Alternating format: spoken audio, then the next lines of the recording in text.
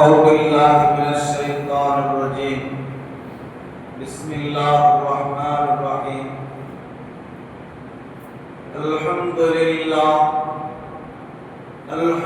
لله رب العالمين والعاقبة للمتقين والصلاة والسلام على سيدنا محمد لب الدواعيها وعافية الأبدان وشفائها ونور الأبصار وريائها وعلى آله وصحبه وسلم أما بعد فقد قال الله تعالى في القرآن العظيم يا أيها الذين آمنوا اتقوا الله حق تقاته ولا تموتن إلا وأنتم مسلمون قال نبينا صلى الله عليه وسلم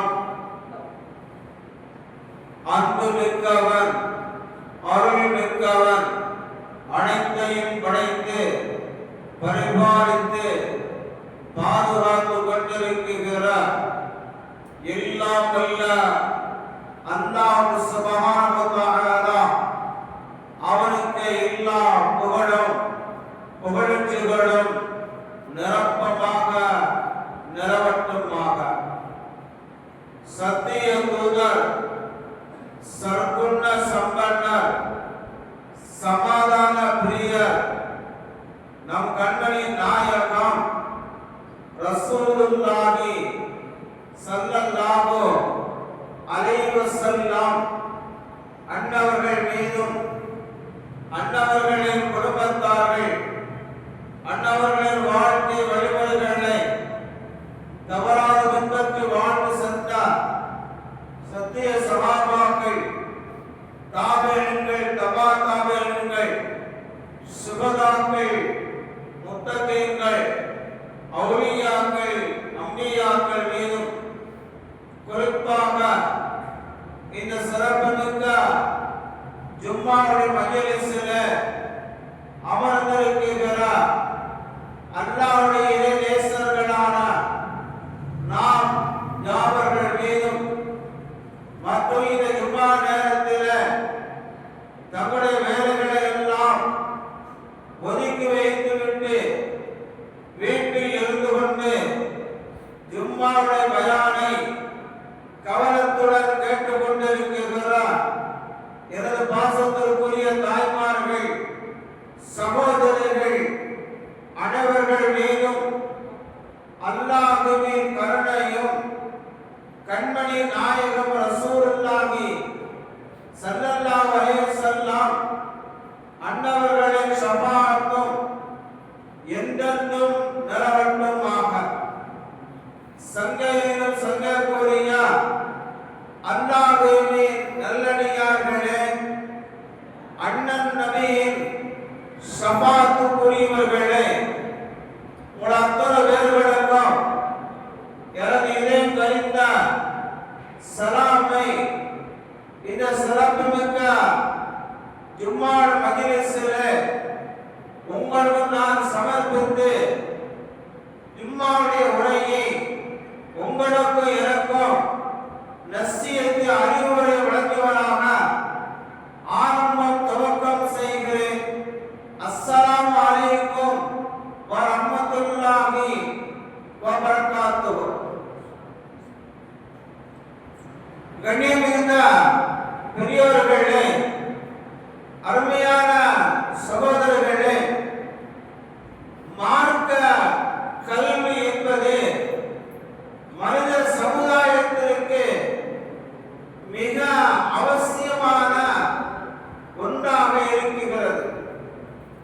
மார்க்க கல்வி மனிதனுக்கு கண்டிப்பாக அது பலனுள்ளதாக பயனுள்ளதாக அது நண்பராக இருக்க வேண்டும். எப்படி ஒரு மனிதனுக்கு கலை மிக அவசியமாக காண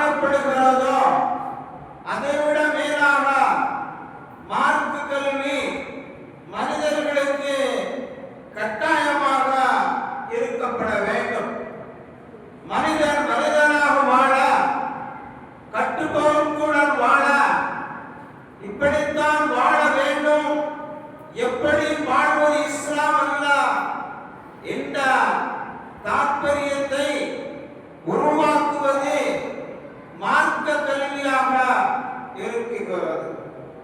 அந்த மார்க்க கல்வி யார் பெற்றுக்கொள்கிறார்களோ அவர்கள் சாலச்சந்திரவர்களாக காண முடியும். கல்வி கற்றவர்களும் கல்வி கற்காதவர்களும் சமுதாயத்தில் சமமாவார்களா என்ற ஒரு தத்துவத்திற்கு இந்த மனித சமுதாயம், இந்த மாநில வர்க்கம் ஆணாக இருந்தாலும் பெண்ணாக இருந்தாலும் மார்க்க கல்வியை கற்றுக்கொள்வது அது கட்டாய கடமை என்பதை அண்ணல் பெருமானார் ரசூலுல்லாஹி ஸல்லல்லாஹு அலைஹி வஸல்லம் அவர்கள் நம்மவர்களுக்கு சொல்லி தந்திருக்கிறார். மார்க்க கல்வியுடைய மகத்துவம், மார்க்க கல்வியுடைய கண்ணியம், மார்க்க கல்வியுடைய அவசியம் எந்த அளவிற்கு தேவை என்பதை ரசூலுல்லாஹி ஸல்லல்லாஹு அலைஹி வஸல்லம் அவர்கள் ஒரு கட்டத்திலே சொல்லும் பொழுது, சீனா சென்றேனும் ஞானம் தேடுங்கள், சீனா சென்றேனும் கல்வியை கற்றுக்கொள்ளுங்கள் என்றார்கள் கண்மணி நாயகம் ஸல்லல்லாஹு அலைஹி வஸல்லம் அவர்கள். தம்பி பரிசு இங்கே பார்த்துக்கோ, திரும்ப சோறு சாப்பிட அப்படி பாருங்க. அருமையான சகோதரர்களே, மக்காவில் இருந்து பல மைல்களுக்கு அப்பால் இருப்பதுதான் அந்த தேசத்தை பெருமானார் அவர்கள் சொல்லி காட்டினார்கள். சீனா தேசம் சென்றேனும் சீர்கல்வியை கற்றுக்கொள், மைலுக்கு அப்பால் பல தொலைவில் இருக்கின்ற அந்த தேசத்திற்கு சென்று நீ கல்வியை கற்றுக்கொள் என்றார்கள் கண்மணி நாயகம் ஸல்லல்லாஹு அலைஹி வஸல்லம் அவர்கள். காரணம், மனிதனுக்கு இந்த கல்வி மிக அவசியமாக இருக்கிறது. கல்வி இல்லை என்று சொன்னால் அவன் மனிதனாக வாழ முடியாது.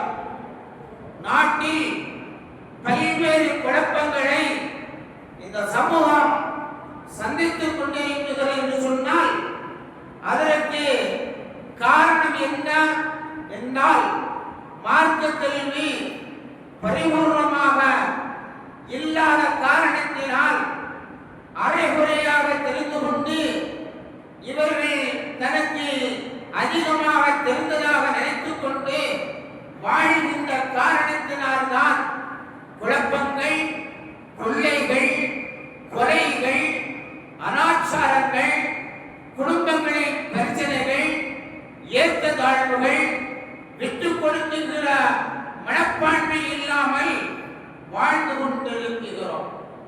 இதற்கெல்லாம் தீர்வு எங்கே இருக்கிறது? பணத்தால் வெல்ல முடியுமா? பணத்தால் வெல்ல முடியுமா? படைகளால் வெல்ல முடியுமா? ஆட்சிகளால் வெல்ல முடியுமா? அதிகாரத்தால் வெல்ல முடியுமா என்று பார்ப்போமே. ஆனால் இதை கொண்டும் இந்த சமூகத்தில் நடைபெறுகிற கொலை கொள்ள அனாச்சாரங்கள், மதுபோதைகள், இவைகளெல்லாம் வெல்லவே முடியாது, வெற்றி கொள்ளவே முடியாது. மார்க்க கல்வி இருந்தால் மட்டும்தான் மனித சமுதாயம் இப்பேற்பட்ட தவறுகளில் இருந்து இவர்கள் மாற்றத்தை காண முடியும். இல்லை என்று சொன்னால் தோல்விக்கு மேல் தோல்வி இந்த சமூகம் சந்தித்துக் கொண்டிருக்கிறது. அருமையான சகோதரர்களே, உலகத்தின் கல்வி மோகத்தின் வேகத்தை இந்த சமூகம் பிள்ளைகள் மீது கொடுக்குகிற அக்கறை, தியாகங்கள், பொருளாதார செலவுகள், பணச்செலவுகள், மூலச்செலவுகள், தூக்கமின்மை, வேலை அதிகரிப்பு, இவைகளெல்லாம் இந்த சமூகம் உலக கல்விக்காக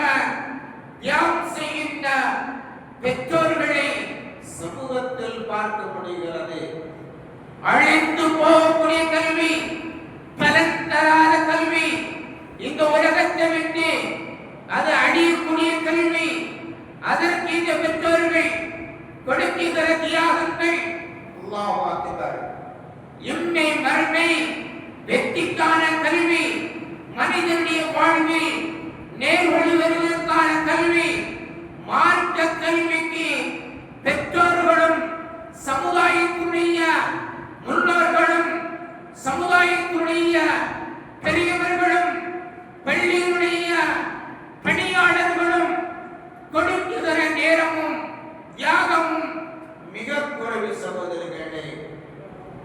பள்ளிக்கூடத்திற்காக இந்த சமூகம் பிள்ளைகளை அனுப்புவதற்காக காலை 4 மணி முதல் பெற்றோர்கள் தியாகத்தை மேற்கொள்ளுகிறார்கள்.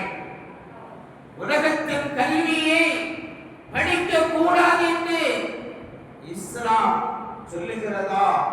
இல்லை, படிக்க வேண்டும். உயர்ந்த படிப்புகளை படிக்க வேண்டும். அரசு தரப்புகளிலே பணியாற்ற வேண்டும்.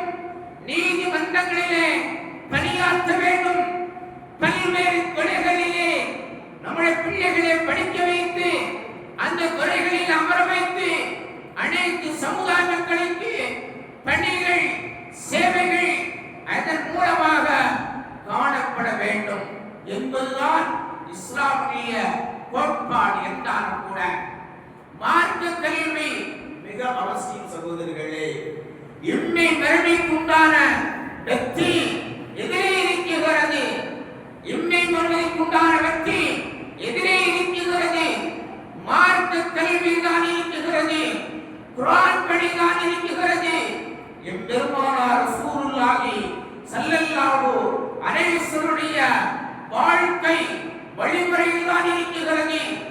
ஒழுக்கமான கல்வி, பெரியவர்கள் மீது மரியாதை கொடுக்குகிற கல்வியை கற்றுக் கொடுப்பதே மார்க்க கல்விகளாகும். சிறியவர்கள் மீது அன்பு மொழிகின்ற வழிமுறைகளை தத்துவத்தை எடுத்துச் சொல்வது மார்க்க கல்வியாகும். ஒழுக்கத்தின் பேரிடங்களை எடுத்துச் சொல்வது மார்க்கத்துடைய கல்விகளாகும். அல்லாஹ்வுடைய கலாமை படித்தவர்கள் பண்பட்டவர்களாக உலகத்தில் வாழ்வார்கள். தான் எடுத்து வைக்கின்ற ஒவ்வொரு அடிகளும் ஒவ்வொரு நொடிகளும் இஸ்லாம் மார்க்கத்தை முழுமையாக தெரிந்திருப்பார்களேயானால் இது வாழ்க்கையை மிகப்பெரிய ஒரு மாற்றத்தை காண முடியும் என்பது பெருமானார் ரசூலுல்லாஹி ஸல்லல்லாஹு அலைஹி வஸல்லம் அவர்களுடைய வாழ்வில் இந்த சமூகம் பார்க்க முடியும். சகோதரர்களே, எங்கே சென்று கொண்டிருக்கிறோம்? பள்ளிவாசலுடைய அரபி பாடசாலைகள் நிறைய பள்ளிவாசல்களில் காணாமல் போய்விட்டது.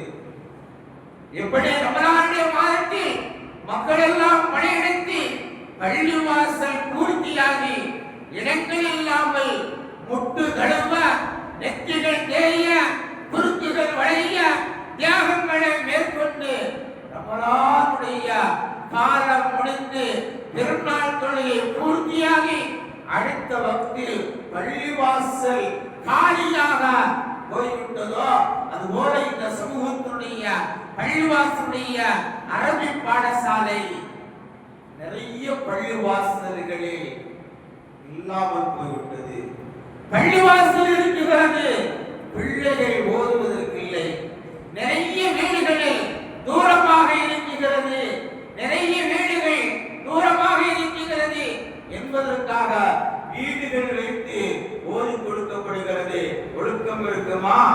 ஒழுக்கத்தை சொல்லிக் கொடுக்க முடியுமா? முடியாத சகோதரர்களே, பள்ளிக்கூடம் சென்றால்தான் அவன் பாடத்தை முறையாக படிக்க முடியுமே தவிர என் பிள்ளை வசதியுள்ளவனாக இருக்கிறான், பள்ளிக்கூடமோ தூரமாக இருக்கிறது, என்னுடைய பையன் வீட்டில் படித்து அவன் பரீட்சை எழுதுவான் என்றால் அவருடைய படிப்பு எப்படி இருக்கும்? அரைகுறையாக இருக்கும். எந்த பெற்றோர்களாவது அதை சம்மதிப்பார்களா? மாட்டார்கள். அதற்குண்டான வழி என்ன? வாகனம் என்ன? பணம் என்ன? பரவாயில்லை. 8 மணிக்கு பள்ளிக்கூடங்கள் திறக்கிறது என்றால் நாங்கள் 4 மணிக்கு தயாராக இருக்கிறார். எத்தனையோ பிள்ளைகளை பார்த்து கொண்டிருக்கிறோம், எத்தனையோ பெற்றோர்களை பார்க்கிறோம். பள்ளிக்கூடம் சென்றுவிட்டு வந்த உடனேயே அதற்குண்டான முயற்சிகளில் டீசன் என்ற பெயரிலே பிள்ளைகளை அங்கே அனுப்பி விடுகிறோம். எப்படி மார்க்க கல்வியை படிப்பார்கள்?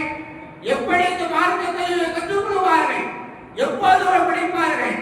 சிறு பிராயத்திலேயே, ஆரம்ப காலத்திலேயே, பிஞ்சு உள்ளத்திலேயே, இளம் பிராயத்திலேயே மார்க்க கல்வியை கற்றுக் கொடுக்க தவறுவிட்ட பெற்றோர்களே, உங்களை பிள்ளைகளை நீங்க எப்போது மார்க்க கல்வி உள்ளவர்களாக, ஒழுக்கம் உள்ள பிள்ளைகளாக எப்போது நீங்கள் வளர்த்து காட்டப் போகிறீர்கள்? உங்களுக்காக துஆ செய்கிற பிள்ளைகளை உருவாக்கப்பட வேண்டாமா? எத்தனை பெற்றோர்களுக்கு பிள்ளைகள் துஆ செய்வார்கள்? உங்களால் மனசாட்சி சொல்லி பாருங்கள். ஒரு காலம் இருந்தது, தந்தை இறந்தால், தாயை இறந்தால், உறவினர்கள் இறந்தால் படைசூழ பிரார்த்திக்கிறார். அந்த மக்கள் எல்லாம் எங்கே இருக்கிறார்கள்? எங்கே சென்றார்கள்? காலங்கள் கடந்து போக உலகத்தின் மோகத்தால் சூழ்ந்த பெற்றோர்களே, பிள்ளைகளை ஒழுக்கமுள்ள பிள்ளைகளாக வளர்த்தால் தானே நாளை உங்களுக்கு துஆ செய்வார்கள். ஒரு மனிதர், ஒரு தகப்பனோ தாயோ இறந்து விட்டால், ஒரு தாயோ தகப்பனோ இறந்து விட்டால் நாளை மறுமையின் விசாரணை, நாளை மறுமையின் விசாரணை எல்லாம் முடிந்துவிடும். ஒரு நன்மை இருந்தால், ஒரு நன்மை இருந்தால் அந்த தகப்பன் பெற்றோர்கள் சொர்க்கம் செல்வார்கள். அந்த நேரத்தில் பெற்றோர்கள் அனைவார்கள், பல இடங்களில் அனைவார்கள், சொந்த பந்தங்களை பார்ப்பார்கள். எல்லோரும் கைவிரித்து விடக்கூடிய நாள் ஒரு நாள் இருக்கிறது சகோதரர்களே. அல்லாஹ் பாதுகாக்கப்பட வேண்டும். அந்த நேரத்தில் தத்தளித்துக் கொண்டிருக்கிற ஒரு நன்மைக்காக அனைமோதிக் கொண்டு அங்கும் இங்கும் அணைந்து கொண்டிருக்கிற யாரும் உதவி செய்ய முடியாத காலத்தில் நம் பிள்ளைகள் நமக்காக இங்கிருந்து துஆ செய்வார்களேயானால் அந்த துஆ தடையின்றி உனக்கு அங்கே பலன் தருமே. அப்படி பலன் தரக்கூடிய பிள்ளையை நீ இந்த உலகத்தில் உருவாக்கினால் தானே உனக்கு துஆ செய்வார்கள். இன்னைக்கு நிறைய பெற்றோர்கள் கவலை விடுகிறார்கள். பிள்ளைகளை வளர்த்து ஒழுக்கம் இல்லாதவராக வளர்த்து கல்வியை ஒழுங்காக போதித்து கொடுக்காமல் வளர்த்த எத்தனையோ பெற்றோர்கள் முதுமை அடைந்த பொழுது சாப்பிடுவதற்கு கூட பிள்ளைகள் கொடுப்பதில்லை, பராமரிப்பதில்லை. பள்ளிவாசல்களில் பஞ்சாயத்து, பள்ளிவாசலில் மனுக்கள் கொடுக்கப்படுகிறது. போலீஸ் காவல் நிலையங்களில் பொது அங்கு மனுக்கள் கொடுக்கப்படுகிறது. என் பிள்ளை என்னை கவனிப்பதில்லை, என் பிள்ளை என்னை பராமரிப்பதில்லை, என் பிள்ளை சொத்துக்களை எப்படி வரக்காக வேண்டி உன்னை பராமரிப்பான், எப்படி உன்னை பாதுகாப்பான், எப்படி உனக்காக அரவணைப்பாக இருப்பான். மார்க்க கல்வியை கற்றுக் கொடுக்காமல், மார்க்க கல்வியை கற்றுக் கொடுக்காமல் வளர்த்தால் இதைவிட மோசமாக உன்னை வழிநடத்துவார்கள். அப்பொழுது பெற்றோர்கள் நாம் கை செய்யப்படுவோம். அல்லாஹ் பாதுகாக்கப்படும். சகோதரர்கள், ரப்பனா ரப்பிர்ஹம்ஹுமா கமா ரப்பயானி ஸகீரா.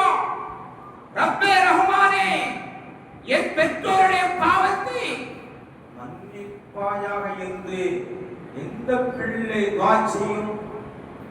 இதை யார் சொல்லிக் கொடுப்பது? சொல்லிக் கொடுப்பது பெற்றோருடைய கடமை இல்லையா? தாயினுடைய மடி, தாயினுடைய மடி சொர்க்கம் வரைக்கும், தாயினுடைய மடி நரகம் வரைக்கும். எந்த தாய் சிறு பிராயத்து குழந்தையை பெற்றெடுத்த பொழுது முறையாக சரியாக வளர்ப்பாயானால் அவருடைய வாழ்க்கை சொர்க்கம் வரைக்கும் என்றார்கள் நபிகள் பெருமானார் ரசூலுல்லாஹி ஸல்லல்லாஹு அலைஹி வஸல்லம் அவர்கள். வழி தவறி வளர்த்து வந்த பிள்ளை தாயின் மடி சரியாக இல்லாத காரணத்தினால் நரகம் வரைக்கும் என்றார்கள் நபிகள் பெருமானார் ஸல்லல்லாஹு அலைஹி வஸல்லம். என் அன்புக்குரியவர்களே, நம்முடைய பிள்ளைகளுடைய நிலைமைகள் எடுத்து பாருங்கள். நிறைய பிள்ளைகள் தலையிலே ரோடு போட்டுக் கொண்டிருக்கிறார்கள், தலையிலே கோடு போட்டுக் கொண்டிருக்கிறார்கள், தலையை முள்ளம் வந்து போல் வளர்த்துக் கொண்டிருக்கிறார்கள். யாருடைய வழிமுறை இதுவெல்லாம்? யூதர்களுடைய வழிமுறை அல்லவா? நஸ்ரானிய வழிமுறை அல்லவா? அவர்களுடைய வழிமுறைகளை எந்த மார்க்கம் தடை விதித்ததோ அந்த மார்க்கத்தில் பிறந்த நாம் அதை கடைபிடித்தோம் என்று சொன்னால் இந்த இளைஞர்களுடைய நிலைப்பாடு, வாழ்க்கை, எதிர்காலம் எவ்வளவு பெரிய நஷ்டத்தை இந்த சமூகம் சென்றடைந்து கொண்டிருக்கிறது, அடையும் என்பதை ஒவ்வொரு பெற்றோர்களும் நாம் சிந்திப்பதற்கு கடமைப்பட்டிருக்கிறோம். சகோதரர்களே, பிள்ளைகளுக்கு கல்வியை கற்றுக் கொடுப்பதிலே மிக கவனமாக இருக்கப்பட வேண்டும்.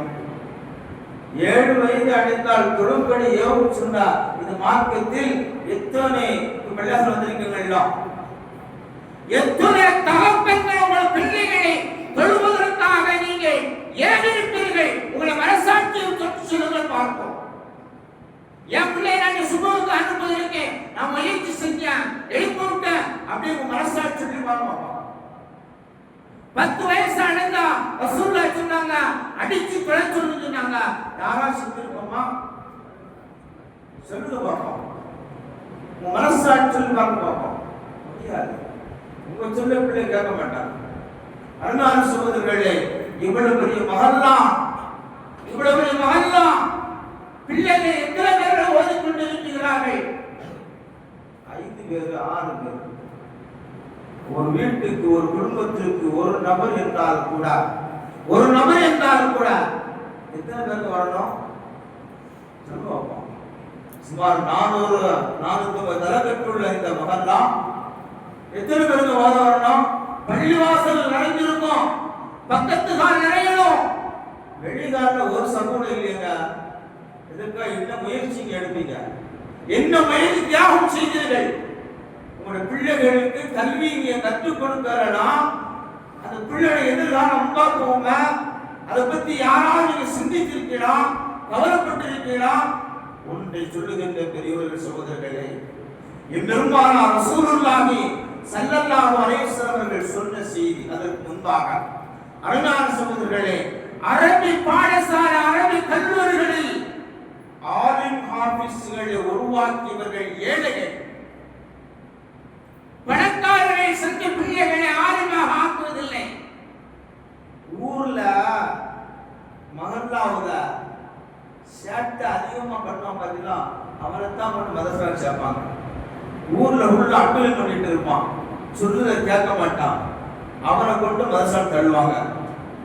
வருஷம் முடிஞ்சு பார்ப்பாங்க, மார்க் கம்மியா இருக்கும், இவன் இதுக்கு லாய்க்கு வந்து அதுக்கு தான் லாய்க்கு தள்ளுவாங்க. இப்படி சமுதாயத்தில் பின்தங்கி உள்ள பிள்ளைகளை தான் மதரசாவில் சென்று ஓத வைத்தார்கள். 101 தான் வசதி உள்ளவர்கள் படிக்க ஓத வைப்பார்கள். அருமையான சகோதரர்களே, ஏழைகள், பாமர மக்கள், கஷ்டத்திற்கு, வறுமைக்கு, கஞ்சிக்கு உணவு இல்லாமல் இருந்தவர்கள் தான் ஆளுங்களை, ஆபீசுகளை உருவாக்கி இந்த சமூகத்தில் அவர்களை முன்மாதிரியாக உருவாக்கி தந்தார்கள். இன்னைக்கு அது போயிருச்சு, எல்லாம் போயிருச்சு. அரபிக் கல்லூரிகளிலே மாணவர்கள் குறைவாக காணப்படுகிறார்கள். காலம் செல்ல ஒரு கேள்விக்குறியாகவே ஆகும் சகோதரர்களே. நான் ரொம்ப ஏழப்பட்டேன். முன்னால போட்டு தலப்பா கட்டி பெரிய அவ்வா போட்டு பெரிய அசத்தமா நிற்கும். எங்க தகப்பனார் மாடு வளர்த்தவர். எங்க தகப்பனார் ஒரு மாடை வச்சு அப்படியே காலத்து ஓட்டினவங்க தான். எங்க அம்மா கஷ்டத்தின் அடிப்படையில் மதுசாமோடு சேர்த்தாங்க. அதுக்கு ஒரு பக்கத்தில் நல்லா செஞ்சு அதை உருவாக்கி ஒரு ஆர்வமாக கொண்டாந்து வச்சுட்டான். இது போன்ற நிறைய ஆளுங்களை காண முடியும். ஒரே மதரசாவில் நாங்கள் 45 மாணவர்கள் ஒரே வருடத்தில் சென்றோம். அந்த சென்ற மாணவர்களில் 7 நபர்கள் ஆளுங்களாக வந்தோம். 38 பேர்கள் காணாமல் போய்விட்டார்கள். ஆனால் இந்த வசதியோடு வாழ்ந்து கொண்டிருக்கிறார்கள். அன்பான சகோதரர்களே, வசதி என்பது வேறு, மார்க்க கல்வி வேறு. ரசூல் ஸல்லல்லாஹு அலைஹி வஸல்லம் சொன்ன செய்தி சொல்லி முடிவுக்கு வருவேன். அருமையான சகோதரர்களே, எந்த பெற்றோர்கள் பிள்ளை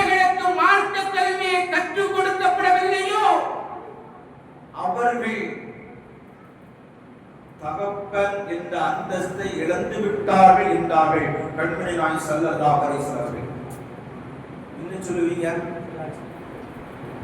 என்ன பதில் சொல்லுவீங்க?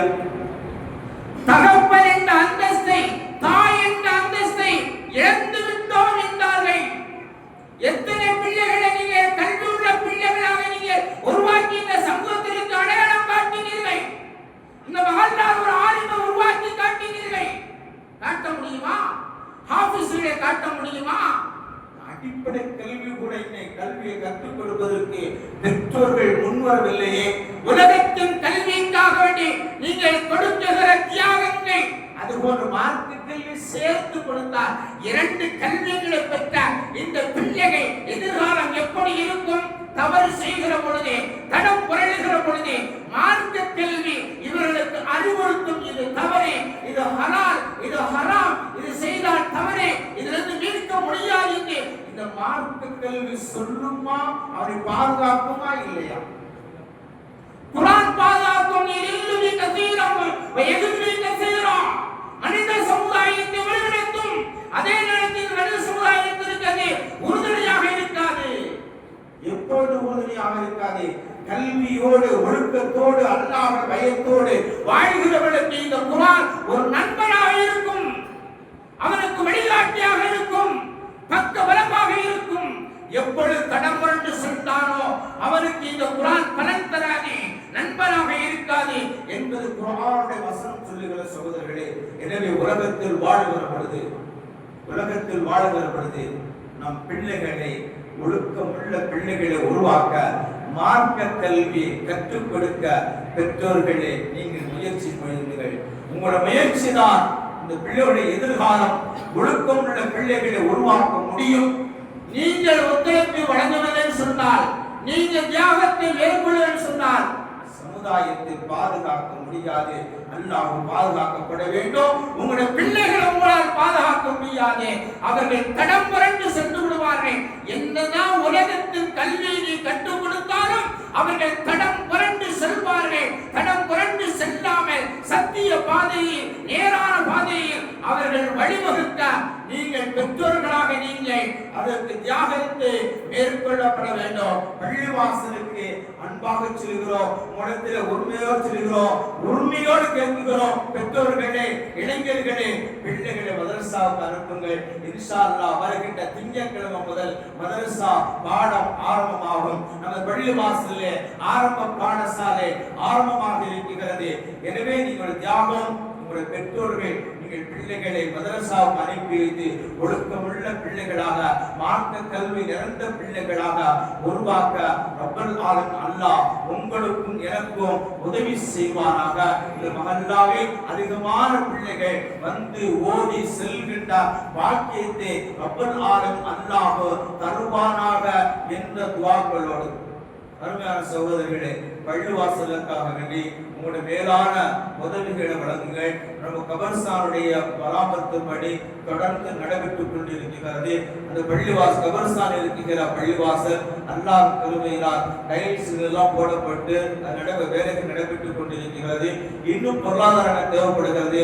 மணல் வாங்கி கொடுக்க வேண்டும் என்று நீங்கள் நியத்து வைத்தால் வாங்கி கொடுக்கலாம், அல்லது சிமெண்ட் வாங்கி கொடுக்க எதை நீங்க நியத்து வைக்கிறீர்களோ அதையும் கொடுக்கலாம். அதன் செலவுகளுக்காக வேண்டி உங்களுடைய பொருளாதார பண வசதிகளை பள்ளிவாசலுக்கு நீங்க வழங்க வேண்டும். அதுபோல வாரந்தோறும் பள்ளிவாசலிலே வாலி வசூல் செய்யப்படுகிறது.